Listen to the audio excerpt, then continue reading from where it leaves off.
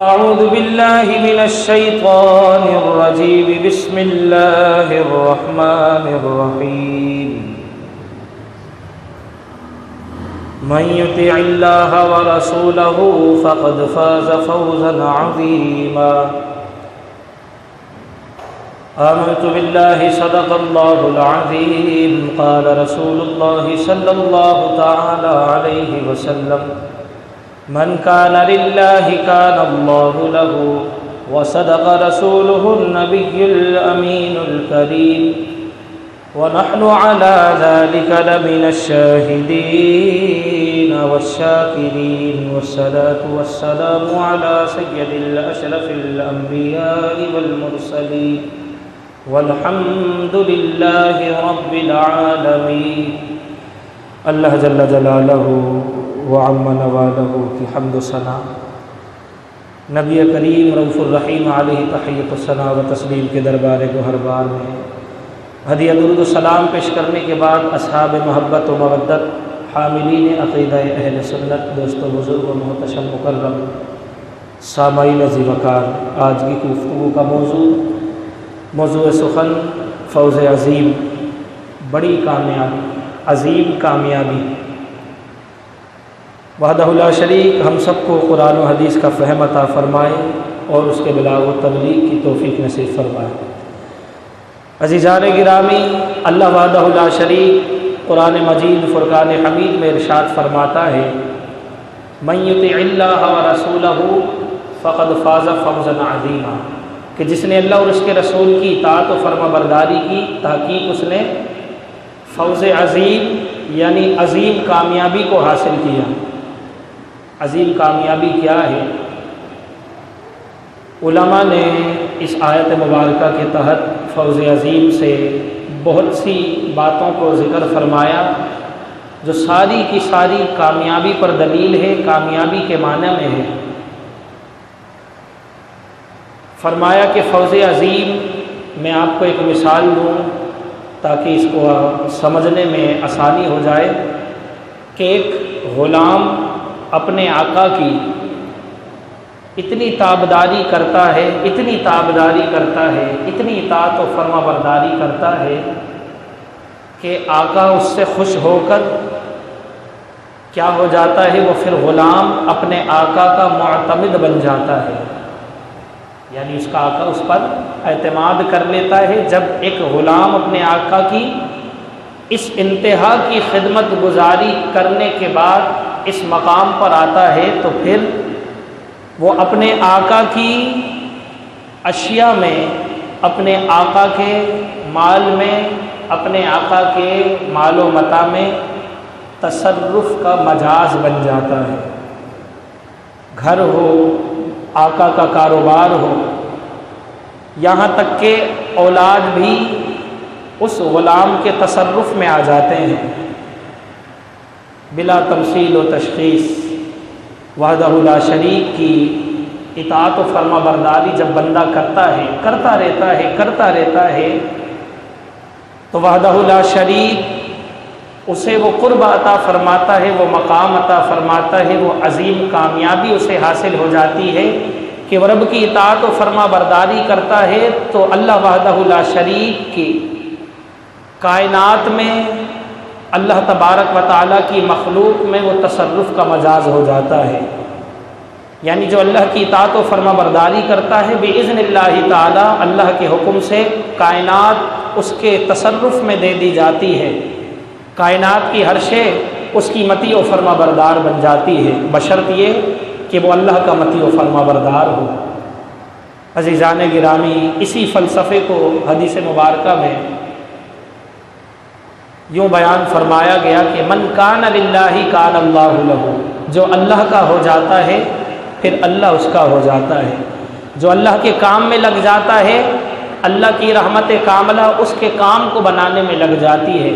جو اللہ وحدہ لا شریک کی اطاعت و فرما برداری کرتا ہے، زندگی اس طرح سے بسر کرتا ہے، اسے مقام فوز عظیم عطا ہو جاتا ہے.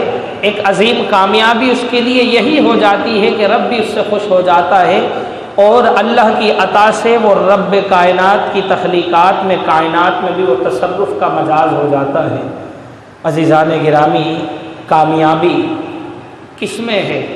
کامیابی اللہ اور اس کے رسول کی اطاعت و فرمانبرداری میں ہے، اللہ کی عبادت میں کامیابی۔ وحدہ لا شریک ارشاد فرماتا ہے کامیابی کے لیے ایک لفظ فلاح کا بھی آتا ہے۔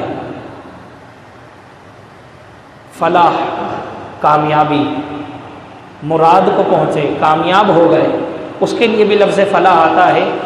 اللہ وحدہ لا شریک نے فرمایا قد افلح من تزکا، تحقیق وہ مراد کو پہنچے، کامیاب ہو گئے وہ لوگ، افلح من تزکا، جنہوں نے تزکیہ کیا، پاکی حاصل کی، پاکیزگی کا اہتمام کیا۔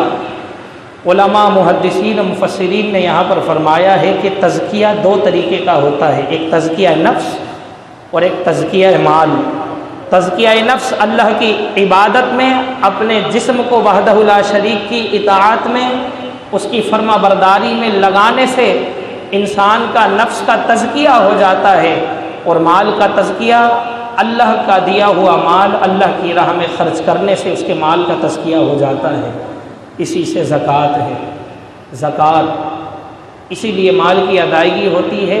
رب نے اس لیے رکھی زکوٰۃ کہ مال میں سے جب بندہ زکوٰۃ عطا کرتا ہے تو اس کا مال پاک ہو جاتا ہے، وہ اپنے مال کو پاک و طیب کا اہتمام کرتا ہے، رب نے یہ اہتمام رکھا ہے۔ تو قد افلح من تزکا، تحقیق وہ کامیاب ہو گئے، مراد کو پہنچے جنہوں نے اپنے نفس کا تزکیہ کیا، وذکر اسم ربہ فصلی، اور اپنے رب کے نام کا ذکر کیا اور نماز پڑھی۔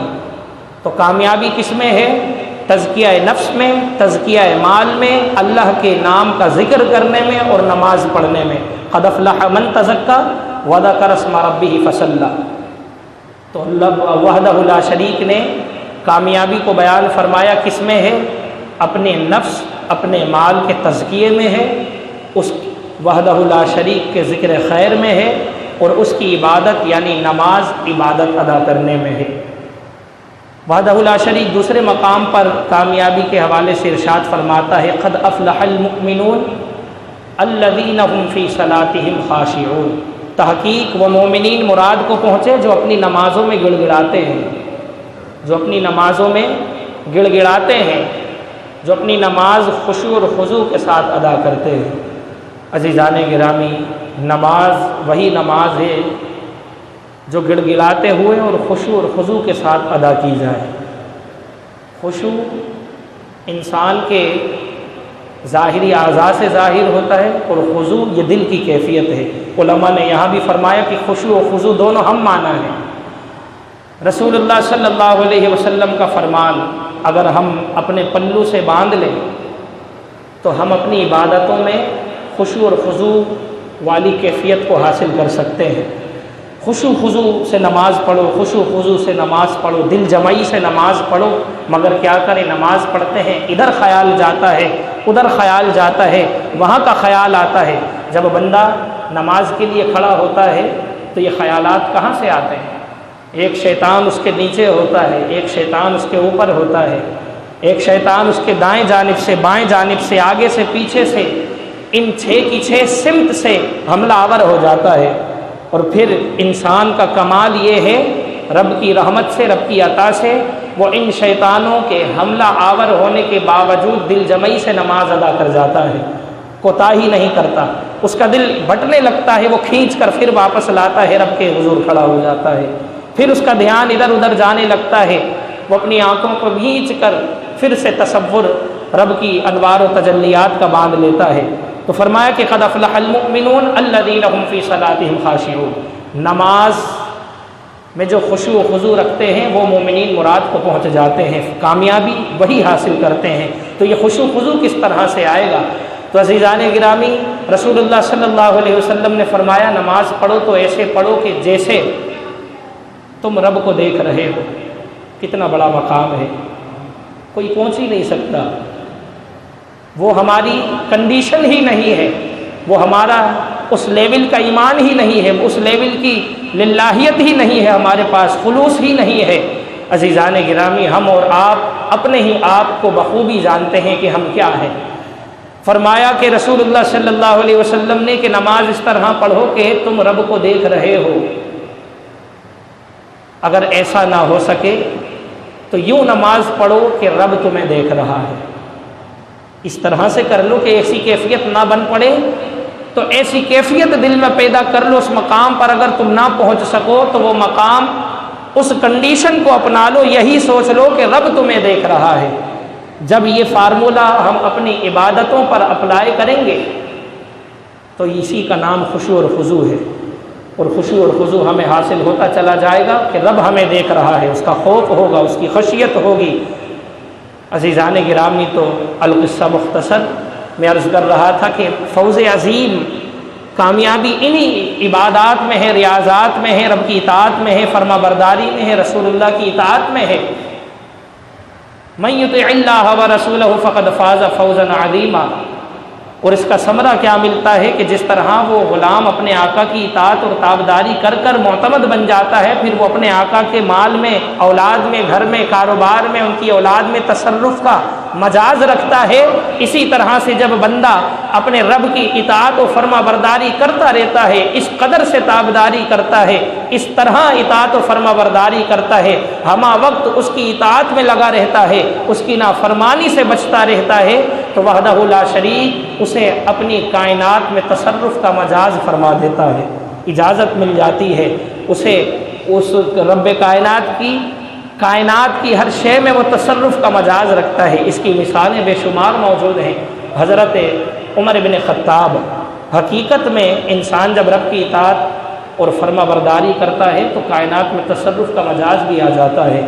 عزیزان گرامی، رب کائنات نے فرمایا کہ یا ایھا الناس اعبدوا ربکم الذی خلقکم والذین من قبلکم لعلکم تتقون۔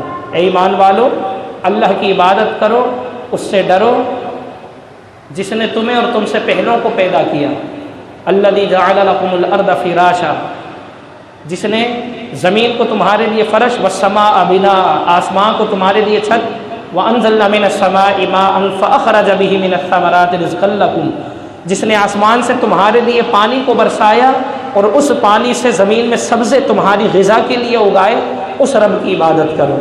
جس نے اس زمین کو تمہارے لیے فرش بنایا ہے، اس رب کی عبادت کرو، اس رب سے ڈرو۔ اس رب کی عبادت کرو جس رب نے اس آسمان کو تمہارے لیے چھت بنایا ہے، اس رب کی عبادت کرو جس نے آسمان سے تمہارے لیے پانی کو نازل فرمایا ہے، اس رب کی اطاعت و فرما برداری کرو، اس رب کی عبادت کرو جس نے اسی نازل ہونے والے پانی سے زمین پر تمہارے لیے سبزے تمہاری غذا کے لیے اگائے ہیں، اس رب کی عبادت کرو۔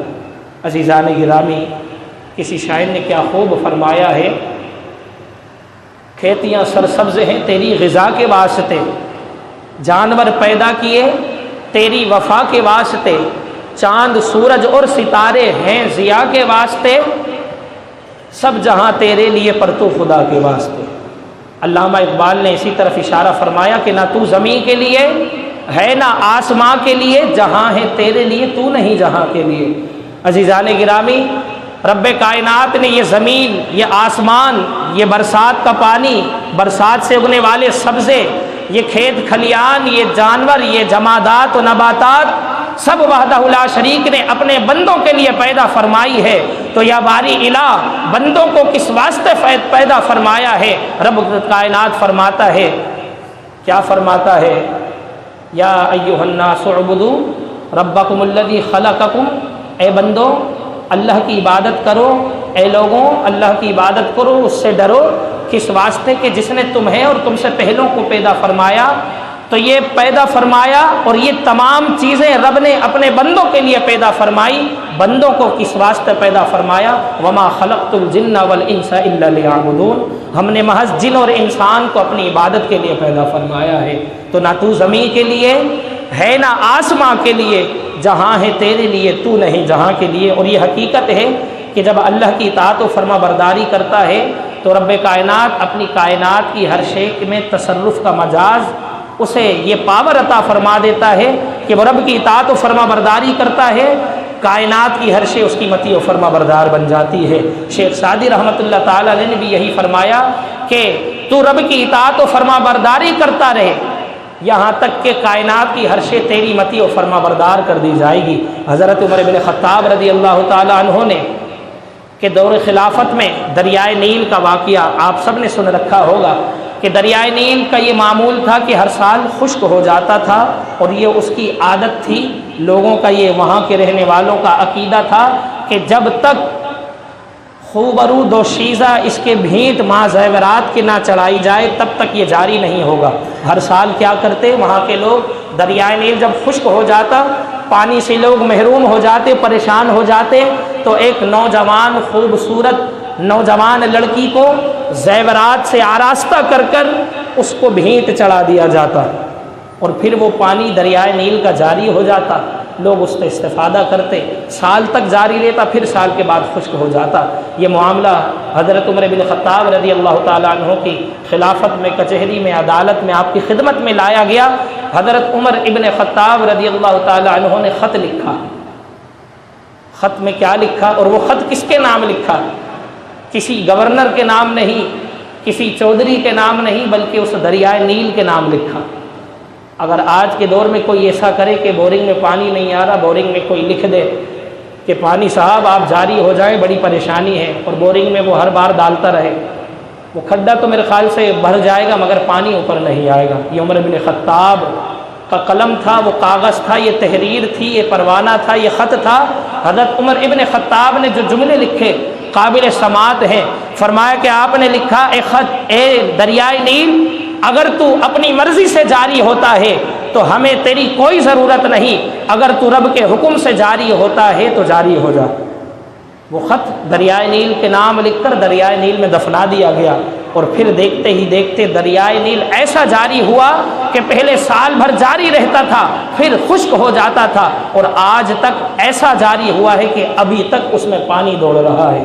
عزیزان گرامی، یہ حضرت عمر بن خطاب کس طریقے سے رب کائنات کی، اس کائنات کی اتنی بڑی نعمت، اس دریائے نیل جو آپ کے تابداری کر رہی ہے اور آپ کی متی و فرما برداری کر رہی ہے، کس لیے کہ حضرت عمر بن خطاب نے رب کی اطاعت و فرما برداری کی۔ من یطع اللہ ورسولہ فقد فاز فوزا عظیما، یہی عظیم کامیابی عمر بن خطاب کو ملی۔ آپ ہی کا دور خلافت ہے، زمین مدینہ پر زلزلہ آ جاتا ہے، آپ جلال میں آ کر درہ مارتے ہیں، روایت میں آتا ہے آپ ایڑی سے ضرب لگاتے ہیں زمین مدینہ پر، اور فرماتے ہیں کہ زمین ساکت ہو جا، ساکن ہو جا، کیا عمر کا تجھ پر انصاف نہیں، کیا عمر تجھ پر عدالت کو قائم نہیں کرتا؟ فرمایا زمین مدینہ آج تک ساکن ہے، کبھی آج تک مدینے کی زمین پر زلزلہ آیا ہی نہیں۔ یہ کیا ہے؟ یہ اطاعت و فرما برداری، اللہ اور اس کے رسول کی جو اطاعت کرتا ہے فقد فاز فوزا عظیما، تو وحدہ لا شریک اسے عظیم کامیابی عطا فرماتا ہے۔ عزیزان گرامی، ہمارا وہ مقام نہیں، ہمارے اندر وہ طاقت نہیں، ہماری کیا مجال کہ یہ ہوائیں، یہ زمین، یہ نباتات، یہ جمادات ہماری اطاعت و فرما برداری کریں، کیونکہ ہم تو رب کے نافرمان ہیں۔ اگر اللہ کے فرما بردار لوگوں کی نقل ہی کر لیں تو وحدہ لا شریک ان لوگوں کے قدموں میں ہمیں بھی جگہ عطا فرما دے گا جنہیں اللہ وحدہ لا شریک نے، جن کے لیے کائنات کی ہر شے کو متی و فرما بردار بنا دیا ہے۔ عزیزان گرامی، ہمارا شمار بھی ان لوگوں کے قدموں میں ہو جائے گا، ان لوگوں کے قدموں کی خاک میں ہمارا بھی شمار ہو جائے گا اگر ہم اللہ اور اس کے رسول کی اطاعت و فرما برداری کی کوشش ہی کرنے لگ جائیں۔ عزیزان گرامی، ہر انسان پریشان ہوتا ہے، پھر مسجد کا رجوع کرتا ہے، جب وہ پریشانی ٹل جاتی ہے، مشکلات ختم ہو جاتی ہیں، روزگار لگ جاتا ہے، پھر وہ مسجد پلٹ کر بھی نہیں آتا۔ میاں مسجد میں دکھ رہے ہیں، خیریت ہے، بس کیا کریں، اللہ اللہ کر رہے ہیں، بڑی پریشان حال ہے، بڑی بیماریاں چل رہی ہیں، بڑی مہنگائی نے کمر توڑ دی ہے، بڑی پریشانی ہے، بے روزگاری ہے، کرائے کا مکان ہے، کرائے دینے کو مالک مکان سر پہ کھڑا ہے، طلب کر رہا ہے، بڑا پریشان ہوں، عبادت کی طرف اس کا دل کھنچتا چلا آتا ہے۔ ہم نے رب کو کب یاد کیا؟ جب ہم خود پریشان ہوتے ہیں، جب رب کائنات ہمیں عطا کرتا ہے اب زیادہ اس کا شکر ادا کرنا چاہیے، اب ہم غافل ہو جاتے ہیں۔ عزیزان گرامی، اس کو اطاعت و فرما برداری نہیں کرتے، بلکہ اسے تو مطلب کہتے ہیں نا، مطلب سے انسان ملتا ہے۔ حقیقت ہے کہ انسان اپنے رب سے بھی مطلبی ہے بن چکا ہے کہ وہ اپنے مطلب سے مسجد میں آتا ہے، اپنے مطلب سے اس کو سجدہ کرتا ہے، اپنے مطلب سے اس کے دربار میں اپنے ہاتھوں کو بلند کرتا ہے۔ عزیزان گرامی، جب اس پر پریشانی آتی ہے، اس کی اولاد بیمار ہو جاتی ہے تو اس کی آنکھوں سے آنسو جاری ہو جاتا ہے اور ایک دل ہے رو جاتا ہے۔ عزیزان گرامی، مزہ تو تب ہے کہ رب جب دے تب بھی اس کا شکر ادا کیا جائے، جب اللہ کی طرف سے آزمائش ہو، نعمتوں کی محرومی ہو، نعمتوں کا سلسلہ منقطع ہو گیا ہو، آزمائش کے لیے، آزمانے کے لیے رب نے ہمیں امتحان عطا فرمایا ہو، تو کمال تب ہے کہ ہم اس مقام پر بھی صبر و شکر کے ساتھ رب کی اطاعت و فرما برداری کرتے رہیں۔ عزیزان گرامی، کام کاج نہیں ہے، کیا وجہ ہے؟ نماز کے لیے نہیں آتے، ٹائمنگ ایسی ہے، کاروبار ایسا ہے۔ عزیزان گرامی، رسول اللہ صلی اللہ علیہ وسلم نے فرمایا کہ جو نماز پڑھتا ہے بروز محشر یہ نماز اس کے لیے دلیل ہوگی، نور ہوگی، نجات ہوگی۔ جو نماز کو ضائع کرتا ہے، گنوا دیتا ہے، فرمایا تو نہ تو یہ نماز بروز محشر نہ تو اس کے لیے نور ہوگا، نہ دلیل ہوگی، نہ نجات ہوگی، اور اس کا حشر بروز محشر قارون، فرعون، حامان اور ابی بن خلف کے ساتھ ہوگا۔ علماء نے یہاں پر لکھا کہ بے نمازی کا حشر ایسے بڑے بڑے خدائی دعوے کرنے والے، ان فاسق و فاجر بہت بڑے بڑے کافروں کے ساتھ کیوں کر ہوگا؟